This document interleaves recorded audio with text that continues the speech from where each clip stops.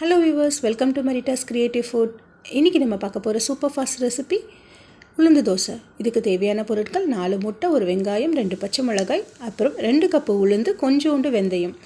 உளுந்தையும் வெந்தயத்தையும் ஒரு 2 மணி நேரம் ஊற வச்சு நல்லா மெல்லிசாக நைஸாக அரைச்சி அதை ஒரு பாத்திரத்தில் மாற்றிக்கணும். அதுக்கப்புறம் 4 முட்டையை உடச்சி போட்டு அதோட பச்சை மிளகாய், உப்பு ரெண்டையும் சேர்த்து அதையும் நல்ல நுர வர அளவுக்கு அடிச்சுக்கணும். அடிச்சுட்டு இந்த மாவோடு சேர்த்து அதை கலக்கணும். நல்லா மிக்ஸ் பண்ணுங்கள். அப்போ தான் மாவும் முட்டையும் நல்லா மிக்ஸ் ஆகும்.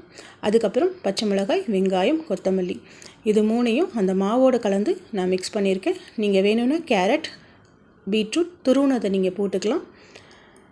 அவ்வளோதான். தோசைக்கல்லை வச்சு தோசையை ஊற்றிட்டோம்னா நல்லாவும் வரும், டேஸ்ட்டாகவும் இருக்கும்.